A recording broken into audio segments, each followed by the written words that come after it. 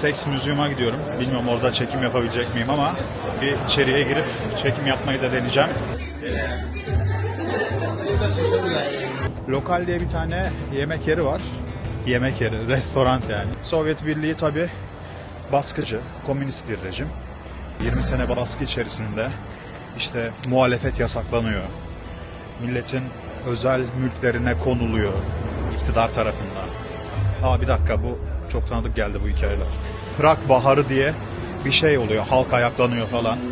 Bu da çok tanıdık geldi.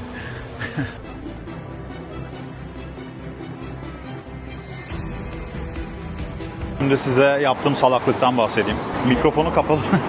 Mikrofon kapalı bir şekilde deminden beri video çekiyormuşum. Bir diğer husus da onu da söylemeyi unuttum. Kamerayı şöyle tutmuşum. Böyle tuttuğum için saçlarım böyle dik dik çıkmış. Yani 3 tane saçım varmış gibi. Benim saçım var yani arkadaşlar.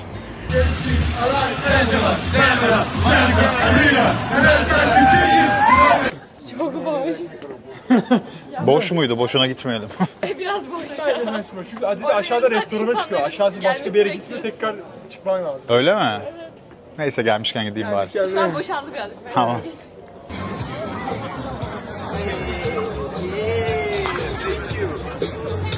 Prag'a bayıldım. Bayıldım, bayıldım. İnanılmaz güzel. Bir dakika.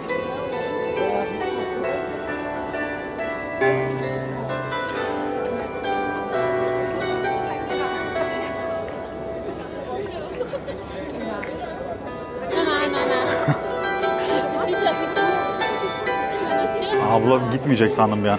Arkamda bir tane Türk erkek kafilesi vardı.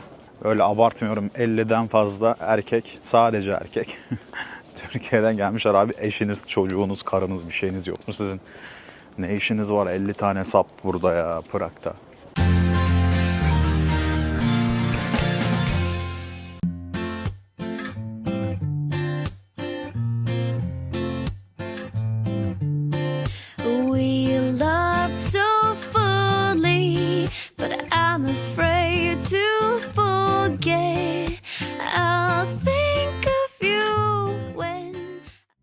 Dostlarım, canlarım, arkadaşlarım ve bu videomu izleyip hala kanalıma abone olmayan insanlar, hepinize merhaba.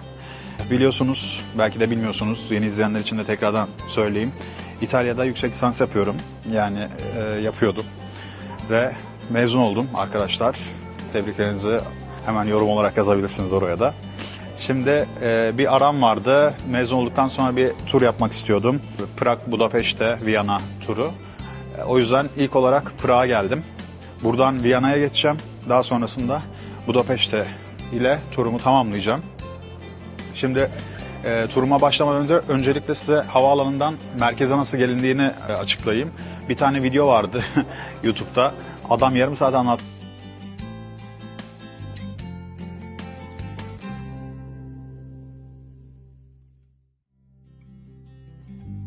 Havaalanından çıktıktan sonra hemen zaten çıkışında 59 numaralı otobüse bineceksiniz.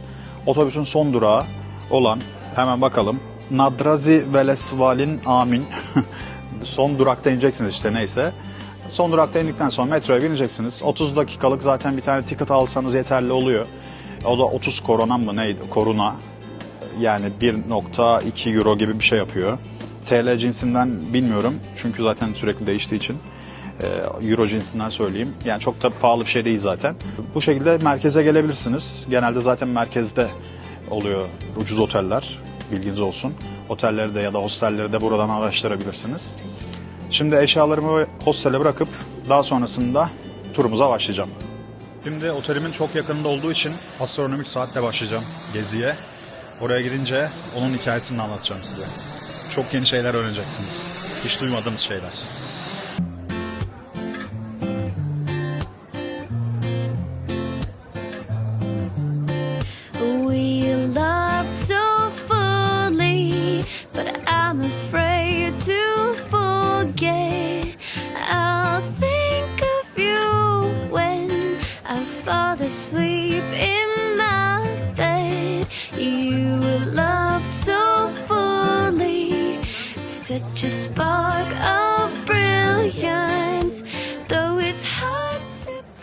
Ve şimdi astronomik saate geldik. Çok kalabalık, inanılmaz kalabalık. İnsanlar da bana bakıyor ne yapıyor bu deli diye. Uzun süredir video çekmediğim için biraz utandım. Şimdi size astronomik saatin hikayesini anlatayım. Bu astronomik saat normal bir saat değil. Yani çelikler için en azından. Güneş ve ayın gökyüzündeki konumunu gösteriyor. Şöyle arkamda göstermeye çalışayım. Birazdan yakından da göstereceğim. Bu aynı zamanda işte yerel saat, eski Bohemia saati ya da Orta Avrupa saati gibi birden fazla formatta da bulunuyor. Yani onu da gösteriyor aynı şekilde. Saatin üzerinde 4 tane, hatta 4'ten fazla da 4 tanesi bu ana karakter. 4 tane figür var. Bunların hepsinin anlamları var. Bir tanesi varlığı, işte elinde bir tane ayna tutan bir figür var. Bu varlığı simgeliyor. İnsanların hani kendi güzelliğine olan düşkünlüğünü göstermiş oluyor burada. Bir tane de elinde kese olan bir figür var. O da cimriliği simgeliyor. Paraya olan düşkünlüğü simgeliyor. Ve bir diğer figürde iskelet formunda elinde çam ve kum saati var. O da ölümü simgeliyor. İşte her saat başı bu figür çanı çalarak kukla gösterisini başlatıyor ve de vakit geldi mesajı veriyor. Yani ölümün mesajını veriyor. Ve sonuncusu da dördüncü figürde Türklüğü simgeliyor. Yani Osmanlı kıyafetleriyle giydirilmiş bir tane figür var. Bu figürde müzik aleti tutuyor elinde bir tane ve Batı'da Osmanlı figürü olarak o dönemde zevk ve sefaletin sembolü olarak gösteriliyormuş. Şimdi o figürleri size yakından göstereyim.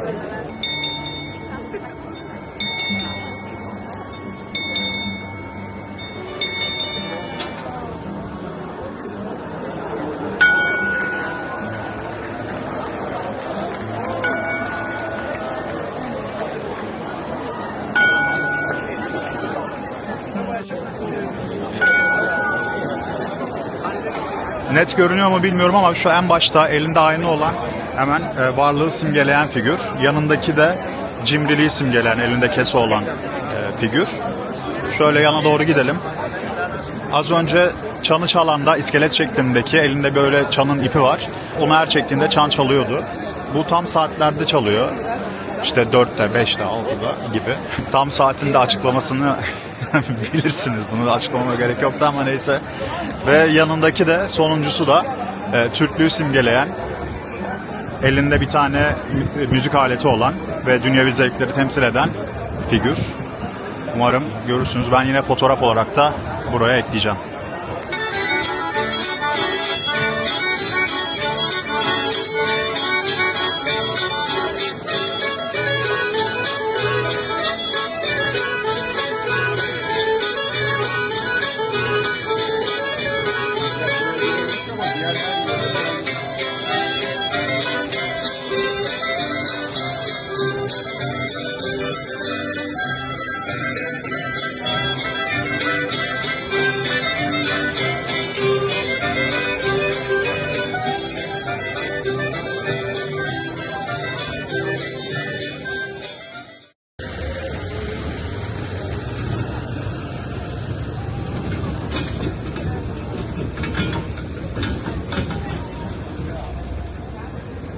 Hayatımda ilk defa tek geziyorum daha doğrusu.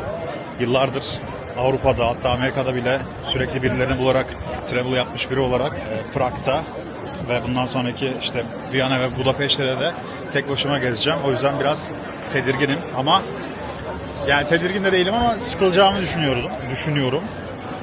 Henüz bu düşüncem değişmedi. O yüzden her yeri size göstermeye çalışacağım ki sizlerle beraber geziyormuş gibi hissedebileyim. Şimdi Seks Müziğim'e gidiyorum. Bilmiyorum orada çekim yapabilecek miyim ama bir içeriye girip çekim yapmayı da deneyeceğim. Çekebileceğim şeyler varsa tabii buraya YouTube'a ekleyebileceğim. Onları da ekleyeceğim. İçeride görüşürüz.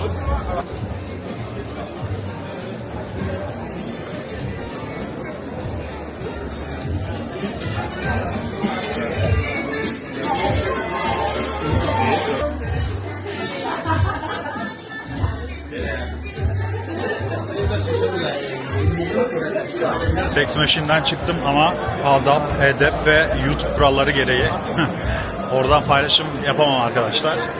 Ama çok da böyle görülmeye değer bir yer olduğunu düşünmüyorum. Zaten genelde fotoğraflar üzerinden seksi şeylerin gösterimi yapılıyor.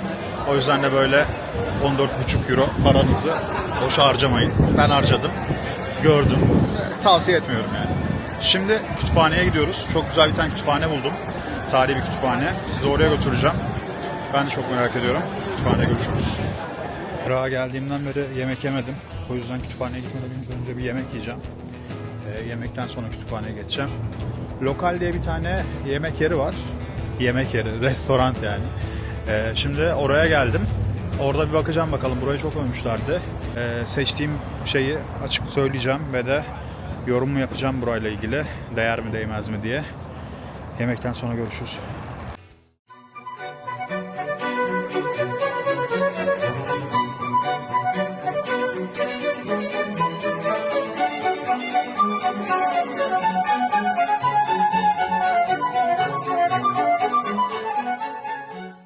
Şimdi bir tane gulaşlı bir şey söyledim yani. Beef söyledim yani. Onu deneyeceğim. Bakalım övüldüğü kadar var mı? Çok az geldi menü olarak. Şöyle göstereyim size. Şu şekilde geldi. Şöyle yanında da bir tane ufak bir sosu var. Buna doyacağımı sanmıyorum ama deneyeceğim. En kötü Old Town'da bir tane şey var. Böyle kermes tarzı, Christmas market tarzı bir şey kurulmuş. En kötü orada atıştırmalık bir şeyler yiyeceğim. Şimdi öncelikle izninizle aldığım beef'i denemek istiyorum.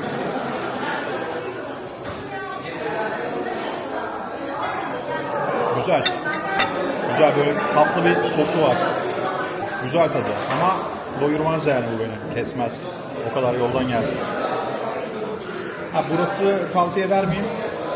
Canlı canlı direkt söyleyeyim size. Yani bu fiyatlara çok tavsiye etmem. Çünkü ortalamanın bir tık üstünde fiyatlar. Bilmiyordum bu kadar şey olduğunu. Ama gayet de kalabalık. Tadı güzel. Bunun yerine biraz daha böyle şey yerlerde, nasıl diyeyim size, take away tarzı yerlerde bir şeyler alıp atıştırmalık daha mantıklı olabilirdi.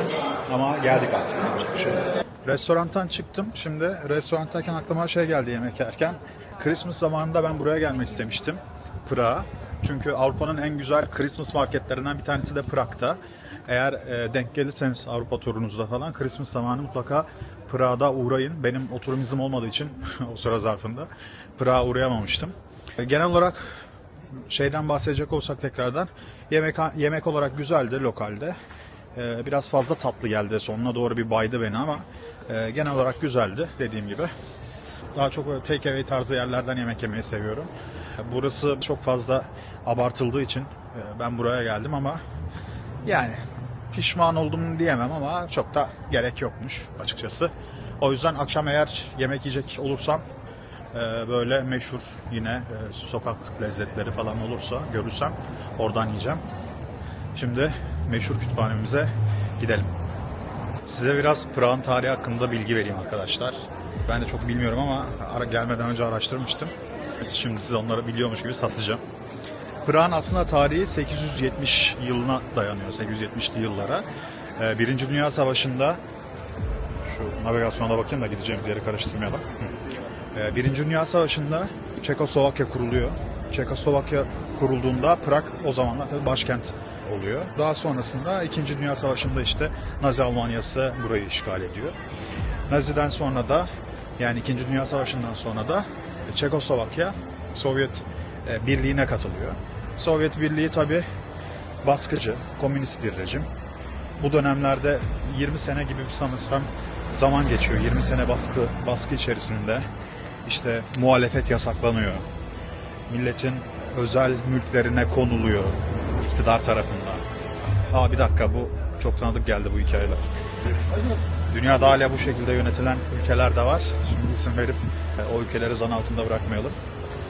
Neyse, 20 sene boyunca komünist rejim tarafından, baskıcı rejim tarafından Prag ve Çek Cumhuriyeti bu şekilde yönetiliyor. Daha sonra hatta Prag Baharı diye bir şey oluyor. Halk ayaklanıyor falan. Bu da çok tanıdık geldi. Halk ayaklanıyor ve işte iktidar değişiyor vesaire. Arkamda bir konser tarzı bir şey var. Ses çok çıkıyor diye biraz uzaklaşayım, devam edeceğim anlatmaya. Daha sonra bu 89 yılına kadar, 1989 yılına kadar Çekoslovakya devam ediyor bu şekilde. Ve daha sonrasında 93 yılında da Çekoslovakya dağılıyor. Zaten Czech Republic, işte Slovakya gibi ülkelerde ayrı şekilde farklı bağımsız ülkeler olarak devam ediyor. Şimdi aralarında hiçbir sınır da yok. Zaten ikisi de ayrı Schengen bölgesi biliyorsunuzdur. Mutlu mesut yaşıyorlar. Bu da genel bir bilgiydi. Yani işinize lazım olabilir arkadaşlar. Böyle boş boş bakmayın. Sadece yer görmek değil yani gezmek. Şimdi kütüphaneye geldim. Şu arkamda konser var. Kütüphanenin içerisinden çekim yapmaya çalışacağım. Zaten sessiz olacağı için sıkıntı olacağını sanmıyorum. Bir tane kule yapmışlar. Bir sürü de insan. Şu sıraya bak. Manyak mısınız abi ya? Neyse ben de bunun için geldim yani. Ücretli yani kütüphane neden ücretli olur? Ben bunu anlamış değilim. Boşu boşuna geldim buraya kadar. Şimdi başka bir yere gideceğim. Buranın da ismini şu yukarıya bir yere ekleyeceğim. Franz Kafka'nın heykelinin olduğu yere gideceğim. Bu dönen kafe heykeli var ya. Franz Kafka biliyorsunuz Prag doğumlu. Prag tabi o zamanlar Çek Cumhuriyeti'ne ait bir yer değildi. Avusturya Macaristan İmparatorluğu'na ait bir bölgeydi, bir şehirdi. Ve kendisi Franz Kafka Yahudi mahallesinde doğup büyümüş.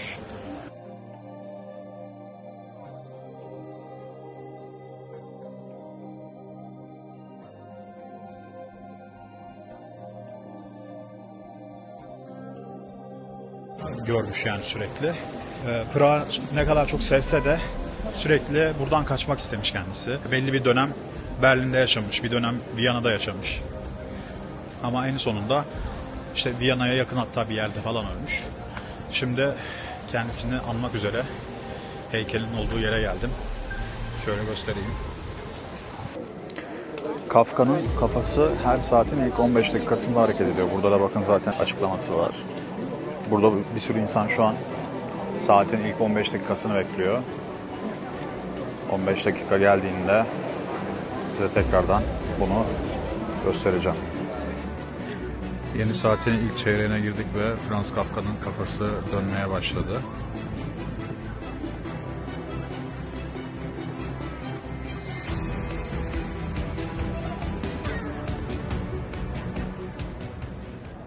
Şimdi size yaptığım salaklıktan bahsedeyim. Bakın kamera aldım. Mikrofonum var şurada. Size daha iyi vlog videoları çekebilmek için. Ama gelin görün ki mikrofonu kapalı. Mikrofon kapalı bir şekilde deminden beri video çekiyormuşum. O yüzden az önce yemekhane ne? Restoranda, lokal restoranda çektiğim videoyu tekrardan izledim ve çok fazla arka planda ses varmış. Bunun için herkesten özür diliyorum. Ama zaman içerisinde düzelecek. Düzeleceğini düşünüyorum yani videolarımın. Bu videoda beni idare edin. Videoyu destek olarak beğenirseniz çok mutlu olurum. Şimdi Dancing House'a geldim. İçeriye giriliyor mu bilmiyorum. Ücretli mi? Ücretliyse de girmem zaten de. Yani bunun zaten asıl olayı dışarıdan olan görüntüsü. Şöyle yamuk dans şeklinde. Enteresan. Şu an karşımda. Size de göstereceğim şimdi. Bir diğer husus da onu da söylemeyi unuttum. Kamerayı şöyle tutmuşum. Böyle tuttuğum için saçlarım böyle dik dik çıkmış. Yani 3 tane saçım varmış gibi. Benim saçım var yani arkadaşlar. O yüzden de zaman içerisinde kamerayı doğru tutmayı da öğreneceğim. Dikkat edeceğim bunun için. Ve şöyle Dancing House'u görelim.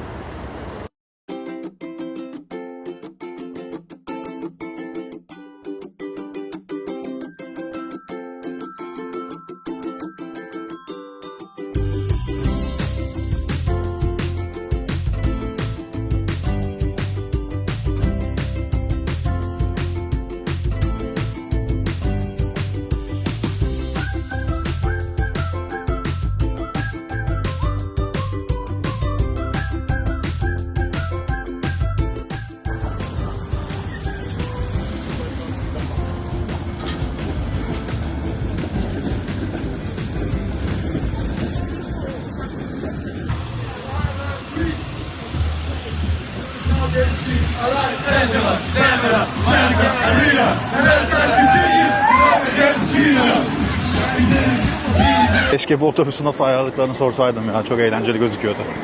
Neyse. Belki yarın bulabilirsem ben de katılırım ona. Şimdi Charles Köprüsü'ne geldik.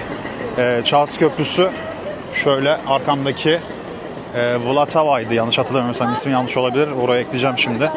Vltava Nehri üzerinde bulunan bir sürü köprüden bir tanesi ama bu en eski köprülerden bir tanesi. Roma İmparatorluğu tarafından yapılmış eski bir köprü. Onun üzerine gelince onun hakkında da kısaca bilgiler vereyim size. Köprünün karşısına yarın geçeceğim. Yarın gezeceğiz beraber ama şimdi sadece köprü hakkında bilgi vermek için yürüyelim köprünün üzerinde. Bu Charles Köprüsü 1357 yılında inşa edilmeye başlanıyor Romalılar tarafından. Tıpkı Adana'daki Taşköprü gibi. Şu an hatta sadece yaya yoluna açık, trafiğe kapalı.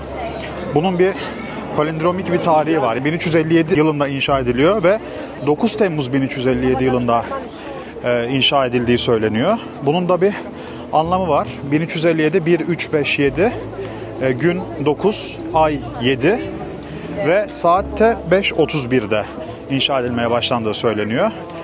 Saatte eklendiği zaman 1357 9 7 5 31 olarak astronomik bir anlam yüklemişler. Yani bence belki 9 Temmuz'da bile inşa edilmeye başlanmadı, bilmiyoruz.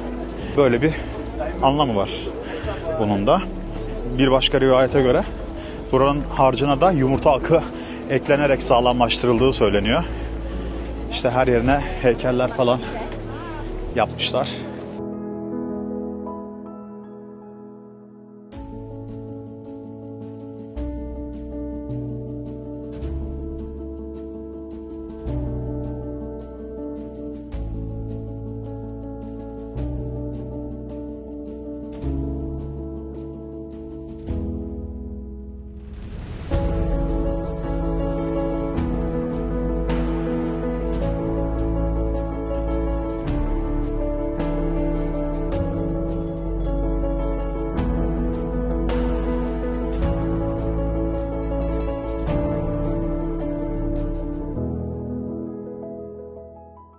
Dünyanın şimdi en dar sokağından geçeceğiz. Bunun için ışık var burada, trafik ışıkları. Kırmızı ışık yanıyor şu an. Ben karşıya geçemedim. Şöyle daptar bir sokak, tek kişilik. Karşıdan gelenlere bekleyeceğim şimdi. Ondan sonra karşıya geçeceğim. Bakalım yolun sonunda ne çıkacak. Ablam yeşil bize yanıyor, acele edelim. Biraz ama saçmaymış. Çok boş. Boş muydu? Boşuna gitmeyelim. Biraz boş. Bence saçma. Çünkü Adide aşağıda restorana çıkıyor. Aşağısı başka bir yere gitmiyor, tekrar çıkman lazım. Öyle mi? Neyse gelmişken gideyim bari. Şu an boşaldı birazcık. Tamam. Şimdi böyle boş dediler. Bir şansımızı deneyelim bakalım, restoranta çıkıyormuş.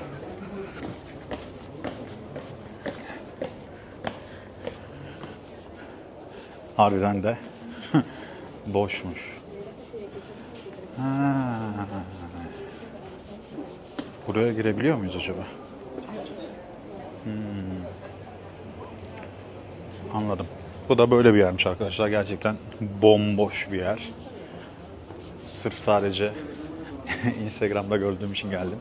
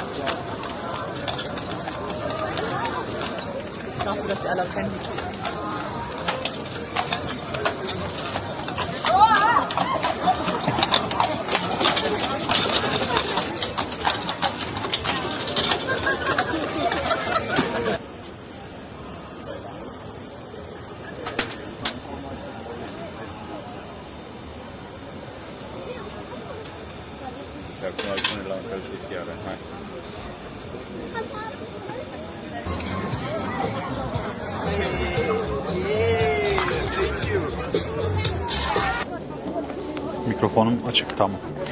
Prag'a bayıldım. Bayıldım, bayıldım. İnanılmaz güzel. Birincisi şehir aşırı temiz. Aşırı temiz. Yani bazı ülkelerin aksine. Burada da isim vermeyeyim şimdi. Bir dakika.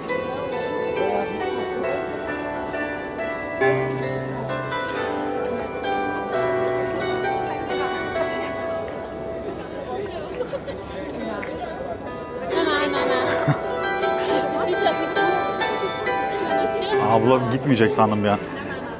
Neyse devam edeyim. Şehir böyle aşırı unik yani. Çok kendine özel bir dokusu var. Ve böyle kendini Christmas'ta gibi hissediyorsun. Her yer böyle Christmas modunda. Ama yani Christmas'ı hayal edebiliyorsun yani. Anlatabiliyor muyum? Böyle filmlerdeki gibi, dizilerdeki gibi. İnanılmaz beğendim ya. Bilmiyorum nasıl anlatacağımı. Gerçi ben gittiğim birçok şehir için böyle övgüler diziyorum ama gerçekten her gittiğim şehir birbirinden güzel. Yani bunu özellikle de seçmeye çalışıyorum aslında videolar içinde, kendim görmek için de ama inanılmaz güzel ya. Bilmiyorum nasıl anlatacağım bunu. İmkanı olan mutlaka gelsin buraya da, Prag'da. Kesinlikle çok beğeneceksiniz. Günaydın dostlarım. Bugün Prag'da ikinci günüm. Şimdi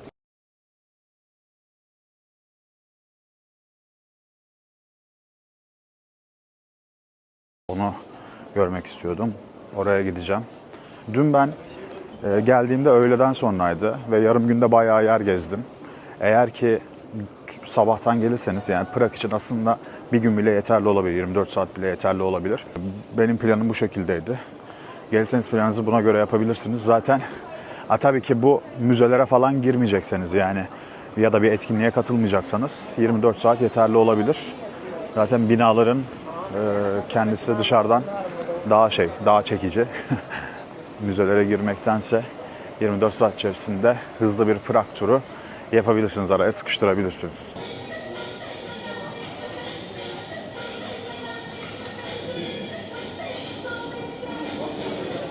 Az önce çok fena kandırıldım. Bir tane kahvaltı yapmak için bir restoran gibi bir yere girdim. Breakfast falan yazıyordu. Neyse bir tane kruvasan söyledim çikolatalı. Bir tane de kafe americano söyledim. Ne kadar olabilir ikisi? Ne kadar olabilir bir tane yedim. Toplam ikisine normalde İtalya'da aldığımda 3 euro falan maksimum veriyorum. Bir hesap geldi. 500 koruna. 500. Yani yaklaşık 12 euro gibi bir şey yapıyor. Ve bir şey yapamadım. Mecbur ödedim. Şimdi bütün gün mecburen aç kalacağım. Suyla besleneceğim. Çok fazla hareket etmemeden bugünü tamamlamam gerekiyor. Her like başarabilirsin demek. O ne lan? Adam asmışlar.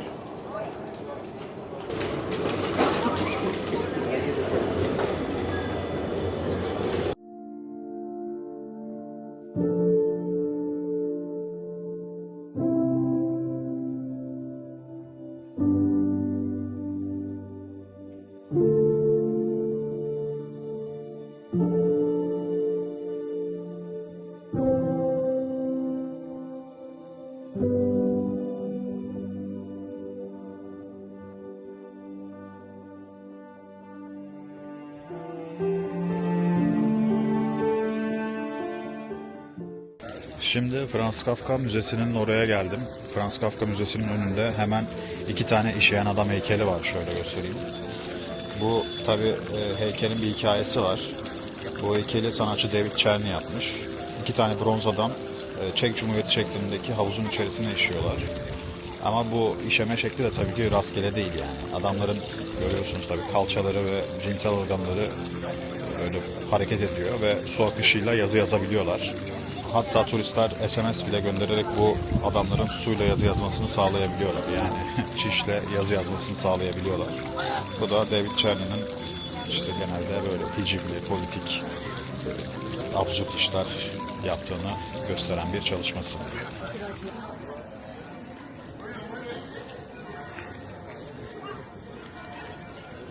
Buraya aslında akşam saatlerinde gelsek daha iyi olabilirmiş. Şu an aşırı ışıktan dolayı net güzelliği belli olmuyor. Ama yine de kale için güzel bir manzarası var. Tabii adamlar zamanında burada savaşmış şehri korumak için. Biz şu an sadece manzarası için yorum yapıyoruz. Şimdi kalenin içerisine girelim.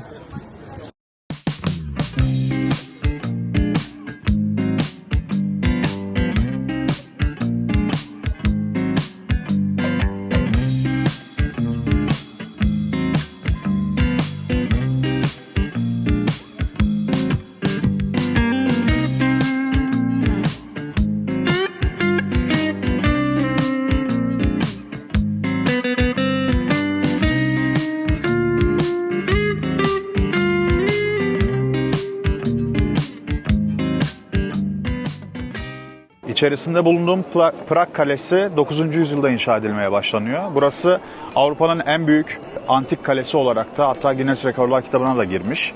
Tabii çok eski bir yapı olduğu için birçok krallığa da ev sahipliği yapmış. İşte Bohemya Krallığı'na, Roma İmparatorluğu'na ve şu anda da hatta günümüzde Çek Cumhurbaşkanı'nın resmi konutu olarak da faaliyet gösteriyor burası. Hemen şöyle arkamda göstereyim. Arkamda St. Vitus Katedrali bulunuyor. St. Vitus Katedrali de şöyle atlatersem daha iyi olur. St. Vitus Katedrali'nin ismi aslında bir Sicilyalı bir adamın ismi. St. Vitus. Milattan sonra 3. yüzyılda Sicilya'da dünyaya geliyor Hristiyan olarak. Ve de dönemin Roma İmparatorluğu tarafından Hristiyanlığı seçtiği için işkencelerle öldürülüyor. Hatta bir rivayete göre de aslanların önüne atılmış ve orada zarar görmemiş. Bu yüzden de kaynar bir yağ kazanın içerisine atılarak işkenceler içerisinde öldürülmüş.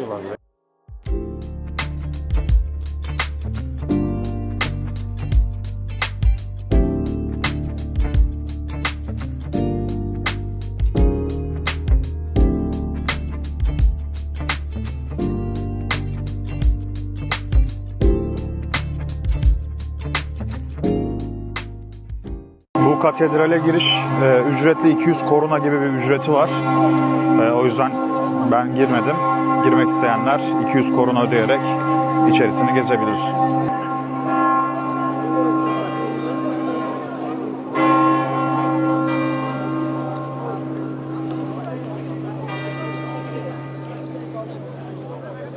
Bu arada dün bir gün yeterli olur dedim Prag için ama şöyle, şunu düzelteyim yani şunu ekleyeyim. Bence 1-2 yer mesela seçilebilir. İşte müze olabilir, ne bileyim gezilip görülmesi gereken. Genelde müzeler oluyor zaten ücretli olanlar. Mesela arkamdaki katedral de ücretliydi. Bunlardan böyle birkaç tanesini seçip gününüzü, eğer sadece bir gününüz varsa bunlara da ayırabilirsiniz 24 saat içerisinde. Ya da işte daha uzun süreli birçok yer var. Yoksa 24 saatte elbette ki Prag'ı bitiremezsiniz. Çok güzel yerler var çünkü. Birkaç tanesini seçip seçtiğiniz yerleri de mutlaka gezmenizi tavsiye ederim.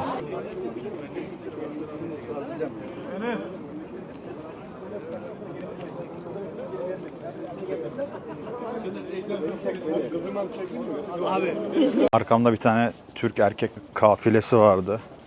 Öyle abartmıyorum, 50'den fazla erkek, sadece erkek. Türkiye'den gelmişler abi, eşiniz, çocuğunuz, karınız, bir şeyiniz yok mu sizin? Ne işiniz var 50 tane sap burada ya, Prag'da. Neyse gelsinler, geçsinler tabii canım. Kimseye bir şey dediğimiz yok. Şimdi Prag Kalesi'ni de bitirdik. Nereye gideceğiz? Hemen bir rotaya bakıp size nereye gideceğimizi söyleyeceğim.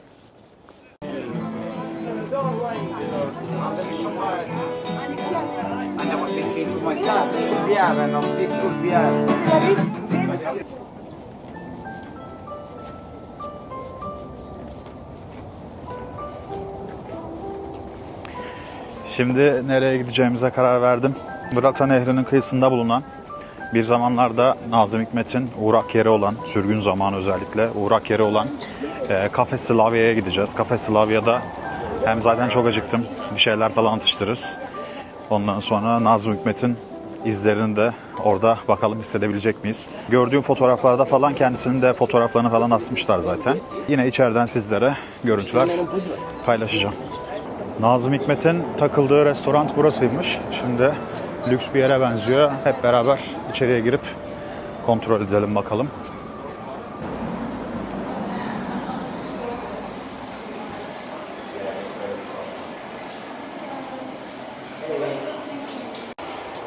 Fiyatlar bu şekilde arkadaşlar. Biraz pahalı olduğu için maalesef buraya da giremeyeceğiz. Ama şöyle size şeyi göstermeye çalışayım.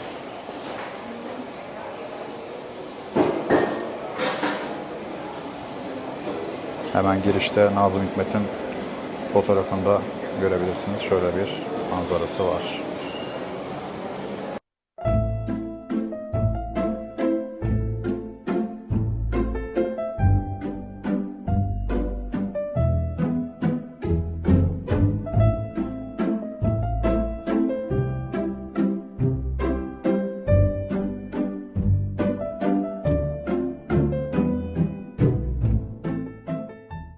Arkadaşlar şu konuya bir açıklık getireyim.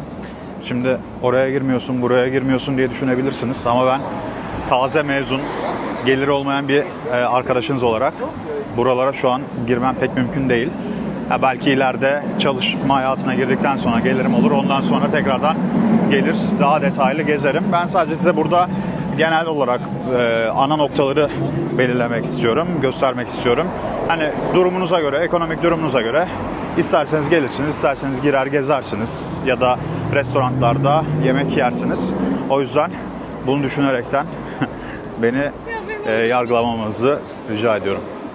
Prag aynı zamanda Erasmus şehri arkadaşlar. Burada da mesela çok fazla öğrenciyle karşılaştım. Hem Türk de vardı aralarında.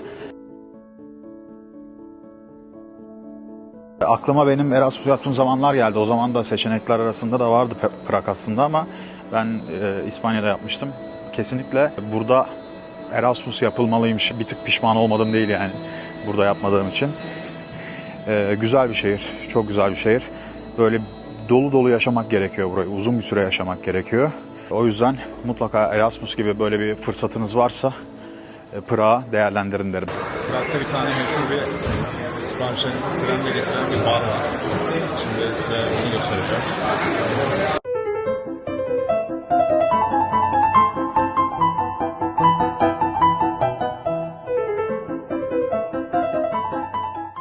Ben bir tane bira sipariş verdim. Sürekli önden tren geçiyor. Umarım yanlış birisinin siparişini almam. Ama gerçi sanırsam masa numarası yazıyor verdiğim siparişte. Yani trenin üzerine bir tane etiket koymuşlar. Orada masa numaraları yazıyor. Şöyle bir tane daha tren geldi. Yemek de var içlerinde. Sadece içecek yok. İstediğiniz siparişi bu şekilde trenle sizlere getiriyorlar. İnanılmaz bir ticari zeka. Gerçekten kimin aklına geldiyse müthiş bir zeka yani. Vallahi. Aha bu benimki. 62 A. Evet bu benim. Yani umarım benimdir. Arkadaşlar tren kafenin hemen ilerisinde Milli Müze var. Milli Müze'nin de giriş ücreti yaklaşık 300 koruna yanlış bilmiyorsam. O da 12 euro gibi bir şey oluyor. Dilerseniz buraya da gelebilirsiniz. Sevgili dostlarım, Prag turumuzun sonuna geldik. Buradan artık Viyana'ya geçeceğim. Viyana'yı tabii ayrı bir vlog olarak ekleyeceğim ama başka bir yerde görmek istiyorsanız buraya yorum olarak yazabilirsiniz. Gidebileceğim bir yerse onu da ben kendi gezi planımın içerisine ekleyebilirim. Umarım videoyu beğenmişsinizdir. Sürçülisan ettiysek tabii ki affola. Uzun süre sonra video çekince bir de yeni bir kamerayla çekince bir takım teknik aksaklıklar olmuş olabilir. O yüzden affınıza sığınıyorum. Genel olarak gerçekten Prag efsane bir yerde. Hepinize tavsiye ederim buraya gelmeyi. Çünkü çok farklı bir yer ya. Yani bilmiyorum, ben aşırı beğendim. Umarım siz de gelebilirsiniz. Siz de canlı canlı bunları görebilirsiniz.